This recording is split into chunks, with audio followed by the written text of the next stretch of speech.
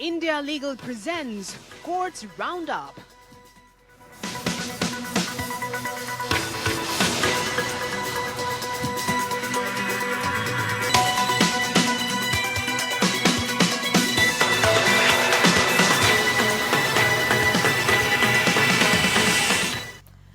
नमस्कार, मैं हूं आपके साथ नेहा दुबे। कोर्ट्स राउंडअप में आपका बहुत बहुत स्वागत है। इस बुलेटिन में अगले आधे घंटे हम आपको कोर्ट से जुड़ी तमाम छोटी बड़ी खबरों से करवाएंगे रूबरू। कोर्ट की कार्रवाई और सुप्रीम कोर्ट से लेकर हाई कोर्ट्स और लो कोर्ट्स तक के फैसलों को रखेंगे आपके सामने। तो आइए शुरू करते हैं courts roundup. India Legal presents Courts Roundup.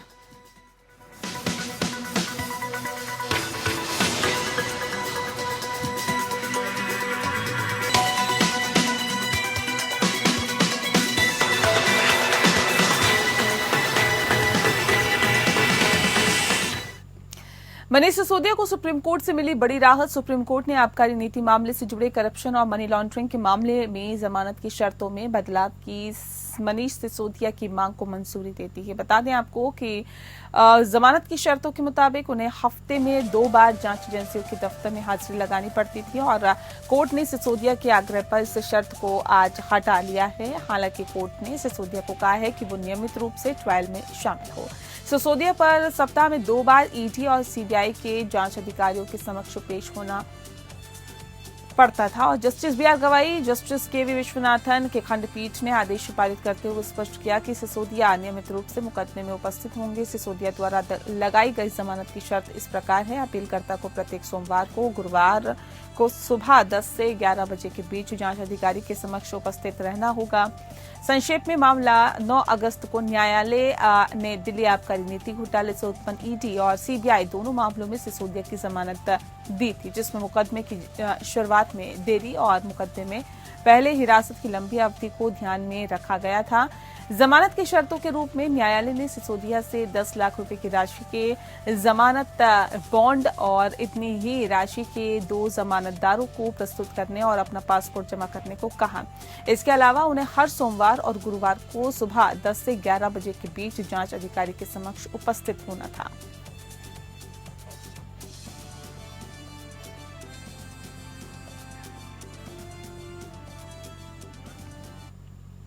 Supreme court ने देश के राज्यों केंद्र शासित प्रदेशों से जेलों में आपातकालीन स्थितियों से निपटने के लिए अधिकारियों और कर्मचारियों की संख्या के बारे में कैडर वार जानकारी देने को कहा है। इसके अलावा कोर्ट ने जेल पदों में रिक्तियों की संख्या और उन रिक्तियों को भरने के लिए कोई कदम उठाए गए या नहीं, इस बारे में भी जानकारी मांगी है। जस्टिस ऋषिकेश रॉय और जस्टिस एसवीएन भट्टी की खंडपीठ ने भारत में जेलों में भीड़भाड़ से संबंधित मामले पर विचार करते हुए यह आदेश पारित किया है। राज्यों केंद्र शासित प्रदेशों को अपेक्षित हलफनामा दाखिल करने के लिए 8 सप्ताह का समय दिया गया है। निर्देश जारी करते समय कोर्ट ने अपने पहले के आदेश को ध्यान में रखा, जिसमें यह देखा गया कि जेलों में बड़ी संख्या में पद रिक्त हैं। इस आदेश के अनुसार अखिल भारतीय आंकड़े दर्शाते हैं कि जेल कर्मचारियों की कुल संख्या यानी 77,230 में से 24,588 रिक्तियां उत्तर प्रदेश और बिहार राज्यों के 5 विचाराधीन कैदियों के मामले पर विचार करते हुए जिनके संबंध में जमानत आदेश पारित किया गया था, लेकिन स्पष्ट रूप से लाभ नहीं हुआ। न्यायालय ने राज्यों और केंद्र शासित प्रदेशों के राज्य विधिक सेवा प्राधिकरण को जेलों में विचाराधीन कैदियों से मिलने और कानूनी सहायता प्रदान करने के लिए वकीलों को नियुक्त करने का निर्देश दिया है। न्यायालय ने यह भी कहा है कि प्रत्येक राज्य संघ शासित प्रदेश में कार्यरत विचाराधीन समीक्षा समिति को अपने अधिकार क्षेत्र में जेलों में विचाराधीन कैदियों की स्थिति की निगरानी जारी रखनी चाहिए। वर्तमान मामले में न्यायालय ने पहले माना कि भारतीय नागरिक सुरक्षा संहिता की धारा 479 देश भर में विचाराधीन कैदियों पर पूर्वव्यापी रूप से लागू होगी।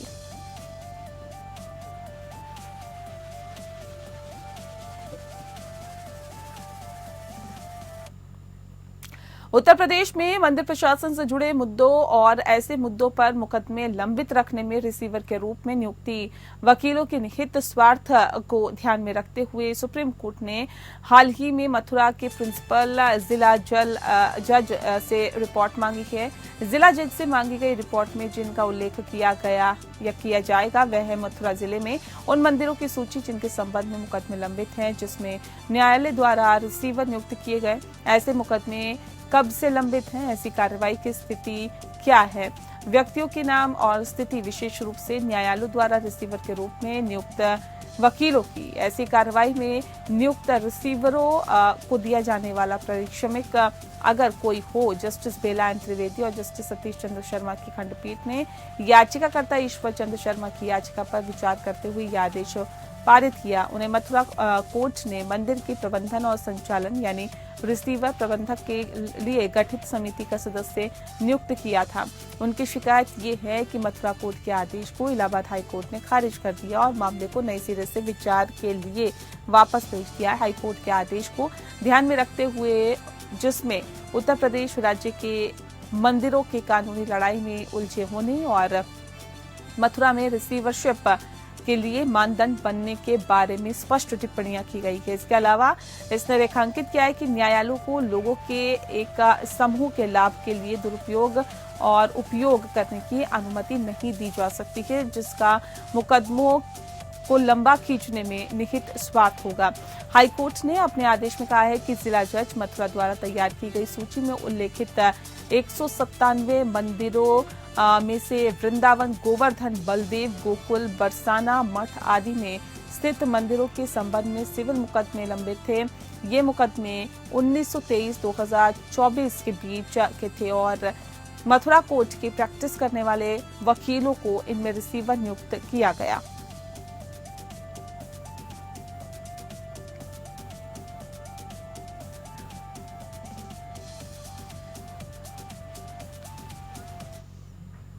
सुप्रीम कोर्ट ने बीएसएफ पर एक शिकायतकर्ता को जांच रिपोर्ट की एक प्रति प्रदान करने में विफलता के लिए 25,000 रुपए का जुर्माना लगाया है। बता दें आपको कि जिसने कार्यस्थल पर महिलाओं की यौन उत्पीड़न रोकथाम, निषेध और निवारण अधिनियम या पॉश एक्ट 2013 के तहत एक अधिकारी के खिलाफ कार्रवाई शुरू की थी।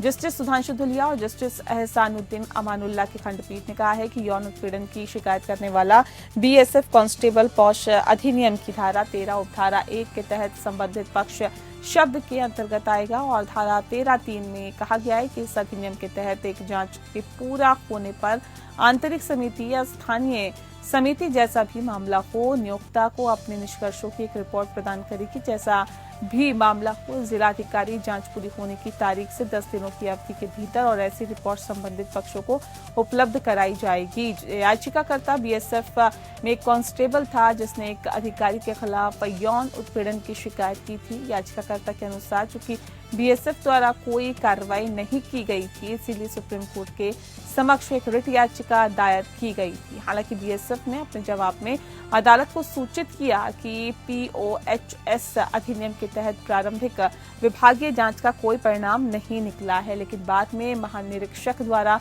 बीएसएफ एक्ट 1968 के तहत एक नई जांच की गई है। अधिकारी जो आपको बता दें कि अधिकारी को दी गई सजा में निम्नलिखित शामिल है: हिरासत में 89 दिनों का कठोर कारावास, पदोन्नति के उद्देश्य से 5 साल की सेवा की जब्ती हो और पेंशन के उद्देश्य से 5 साल की पिछली सेवा की जब्ती, दंड भी दिया गया और इसमें शामिल अधिकारी के आदेश के खिलाफ अपील नहीं की। हालांकि याचिकाकर्ता का तर्क ये था कि लगाए जाने वाला दंड पॉश एक्ट के तहत था। जांच रिपोर्ट की प्रति याचिकाकर्ता को नहीं दी गई और पॉश एक्ट की धारा 13(1) का उल्लंघन किया गया। कोर्ट ने हालांकि कहा कि चूंकि संबंधित कर्मचारी को सजा पहले ही दी जा चुकी है और इस संबंध में आगे कोई कदम उठाने की जरूरत नहीं है, रिट याचिका का निस्तारण कर दिया गया। सुप्रीम कोर्ट ने सार्वजनिक सुविधा का हवाला देते हुए विश्वकर्म एकादशी के दिन उदय स्तमन पूजा न करने के गुरुवायूर श्री कृष्ण मंदिर प्रशासन के फैसले को चुनौती देने वाली याचिका पर नोटिस जारी किया। इस फैसले को पहले केरल हाई कोर्ट ने 7 दिसंबर 2024 को अपने फैसले में बरकरार रखा था। कोर्ट ने सवाल किया कि क्या इस आधार पर पूजा रोकी जा सकती है, इससे जनता को असुविधा होगी। जस्टिस माहेश्वरी ने कहा कि जनता को असुविधा पहुंचाने के बहाने पूजा रोकी गई है। पूजा देवता के लिए है, देवता की दिव्यता बढ़ाने के लिए है, इसीलिए ये जनता के अनुसार नहीं हो सकती है। प्रबंधन चीजों को मैनेज करने का कोई तरीका खोज सकता है। यह कारण कितना उचित है, हमें इस बिंदु की जांच करनी होगी। Justice JK. माहेश्वरी और जस्टिस राजेश बिंदल की खंडपीठ ने गुरुवायूर देवस्थानम प्रबंधन समिति, तंत्री और केरल राज्य सहित प्रतिवादियों और नोटिस जारी किया। जवाब इसका 4 सप्ताह में देना है। इस बीच न्यायालय ने निर्देश दिए हैं कि निर्धारित दैनिक पूजा में कोई बदलाव नहीं होना चाहिए। कोर्ट ने अपने आदेश में कहा है कि इस बीच हम देखते हैं कि वेबसाइट पर उपलब्ध दैनिक पूजा के चार्ट को बदला या हटाया नहीं जाएगा। याचिकाकर्ताओं की ओर से सीनियर एडवोकेट C.S. वैद्यनाथन और A.O.R.A. कार्तिक पेश हुए। याचिकाकर्ता चाहते हैं कि पूजा सुबह 6 बजे से हो। हालांकि कोई पूजा नहीं हुई क्योंकि केरल हाई कोर्ट ने प्रबंधन का फैसला बरकरार रखा था, चूंकि पूजा का समय बीत चुका था। और जस्टिस माहेश्वरी ने कहा कि आज कोई अंतरिम राहत नहीं दी जा सकती। हालांकि उन्होंने कहा कि न्यायालय याचिकाकर्ताओं के मामले में प्रथम दृष्टया संतुष्ट है और हम कुछ नहीं कर सकते हैं। हम दूसरे पक्ष को नोटिस जारी करेंगे और प्रथम दृष्टया हम संतुष्ट हैं।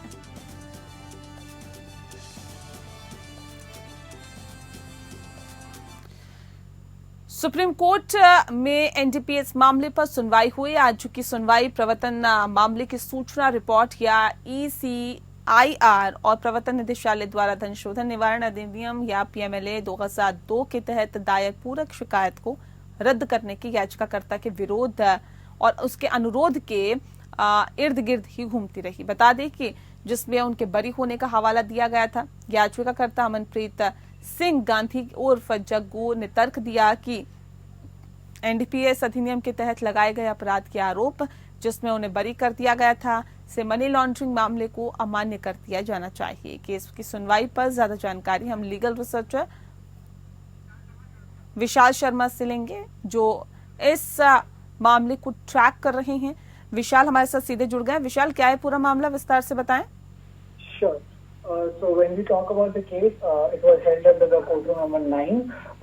Today's hearing revolves around the petitioner's request for quashing the enforcement case information report and supplementary complaint filed by the Enforcement Directorate under the Prevention of the Money Laundering Act, PMLA 2002, citing his acquittal in the predicate offence, FIR number 60/2012. The petitioner Amarpreet Singh Gandhi Jaggu argued that the predicate offence charges under the Narcotic Drugs and Psychotropic Substance Act, in which he had been acquitted, should render the money laundering case invalid. The petitioner contended that once acquitted in the predicate offence, he should not be prosecuted under PMLA as the basis for the money laundering case and proceeds of the crime would no longer exist. In the response, ED argued that the petitioner's role in money laundering was significant and his involvement assisting the main conspirations in laundering proceeds through the bogus loans and forged agreements was established. They pointed out that the petitioner was involved in the criminal conspiracy and his acquittal in the predicate offence did not affect the PMLA case, as the laundering continued even after the crime occurred. The court examined the petitioner's claims in light of the ongoing investigations and previous judgments. After the careful consideration, the bench observed that while the petitioner has been acquitted of the FIR of the PMLA case can still held ground due to the continuing investigation and involvement of the petitioner in money laundering activities. The court clarified that the acquittal in the predicate offence did not automatically invalidate the PMLA proceedings. As per the precedent, the interim order passed earlier was recalled and the petition was dismissed. बहुत शुक्रिया आपका विशाल, तमाम update हम तक पहुंचाने के लिए। तो अगली खबर का रुख करते हैं। सुप्रीम कोर्ट ने कहा है कि किसी डिक्री को निष्पादित करने या किसी आदेश को लागू करने के लिए अवमानना क्षेत्राधिकार का इस्तेमाल नहीं किया जा सकता है। अवमानना की शक्ति केवल तभी लागू की जा सकती है जब ये स्थापित हो जाए कि जानबूझकर अवज्ञा की गई थी, और ऐसी शक्ति का प्रयोग करते समय भी न्यायालय को अपनी जांच का दायरा उन निर्देशों तक सीमित रखना होगा जो निर्णय आदेश में स्पष्ट रूप से निर्दिष्ट हैं। इसी संदर्भ में आइए इंडिया लीगल के वेब रिपोर्टर से समझते हैं कि अदालत की अवमानना आखिर क्या होती है।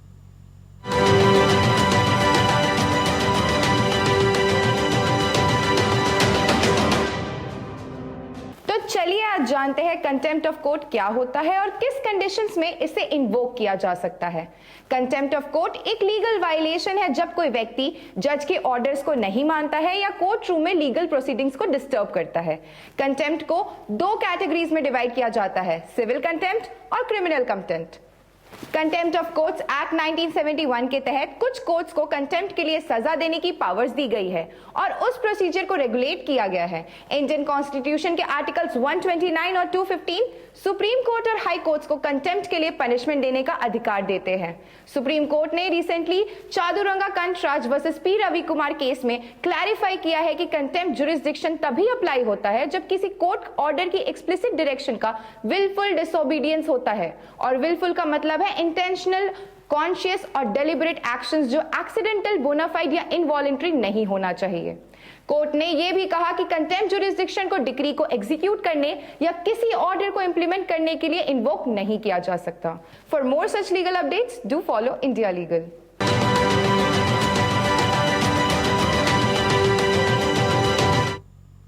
अगली खबर का रुख करते हैं। बीएस येदियुरप्पा और अन्य आरोपियों के खिलाफ पॉक्सो मामले में दायर चार्जशीट पर मजिस्ट्रेट द्वारा संज्ञान लिए जाने पर सवाल उठाते हुए पूर्व सीएम ने कर्नाटक हाईकोर्ट से कहा है कि शिकायतकर्ता कुख्यात महिला है और उन्होंने कोर्ट से उनके बयानों पर संदेह जताते हुए कहा है कि उसे इस पर गंभीरता से विचार करना चाहिए। जस्टिस एम नागप्रसन्ना के समक्ष येदियुरप्पा की ओर से दलीलें पेश करते हुए सीनियर एडवोकेट सीवी नागेश ने शिकायतकर्ता का हवाला देते हुए कहा कि शिकायतकर्ता 14 मार्च को रात 10 बजे दर्ज की गई जो अपराध की तारीख से करीब 1.5 महीने बाद की बात है। इस बीच शिकायतकर्ता ने मुझसे आधा दर्जन बार मुलाकात की। मुझे उसके द्वारा दर्ज किए गए कथित बलात्कार के मामलों में कुछ कहने के लिए वह एक कुख्यात महिला है। उन्होंने कहा कि मैं इस पर माननीय न्यायाधीश का ध्यान आकर्षित करना चाहता हूं क्योंकि उसके बयान को गंभीरता से न ले बल्कि उसे गंभीरता से ले, और ऐसे में उन्होंने ये भी दावा किया है कि शिकायतकर्ता मानसिक रूप से विक्षिप्त व्यक्ति है। इसके अलावा उन्होंने कहा है कि शिकायतकर्ता जिस महिला की मृत्यु हो चुकी है ने अपने पति, बेटे, डीजीआईजीपी, विपक्ष के नेता और अन्य के खिलाफ 50 से ज्यादा शिकायतें दर्ज कराई है। उन्होंने कहा कि राज्य सरकार इस चार्ट पर विवाद नहीं कर रही है जो मैंने उसके द्वारा दर्ज मामले के बारे में तैयार किया है। चार्जशीट के संज्ञान के संबंध में नागेश ने कहा है कि मेरा मानना है कि इसे तुरंत ही दर्ज किया जाना चाहिए। कोई एफएसएल रिपोर्ट नहीं है। धारा 164 के तहत बयान अदालत के समक्ष नहीं है, लेकिन फिर भी मजिस्ट्रेट ने ये कहते हुए संज्ञान लिया कि मैंने दस्तावेज का अध्ययन किया है। नागेश ने अभियोजन पक्ष द्वारा दायर उस आवेदन का भी विरोध किया जिसमें 14 जून को न्यायालय द्वारा पारित अंतरिम आदेश को निरस्त करने की मांग की गई, जिसमें पुलिस को येदियुरप्पा को गिरफ्तार करने से रोक दिया गया।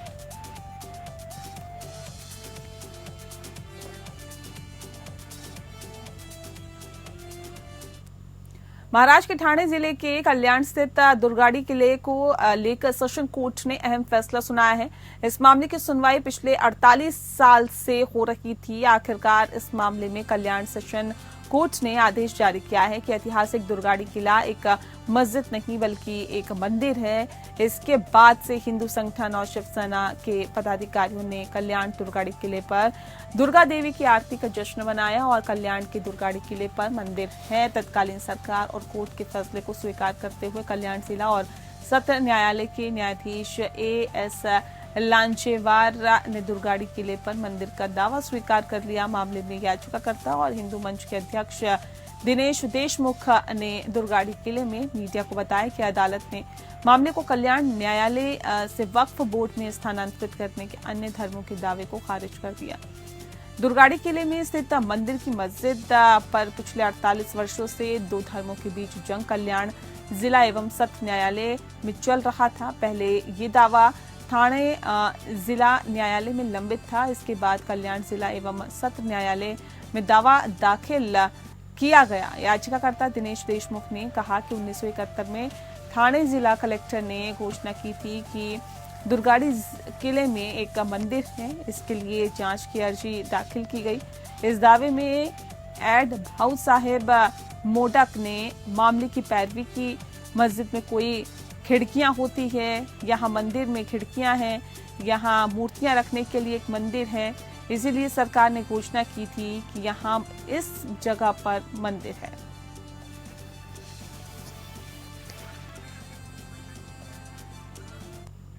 और इसी के साथ बुलेटिन में फिलहाल इतना ही। नमस्कार।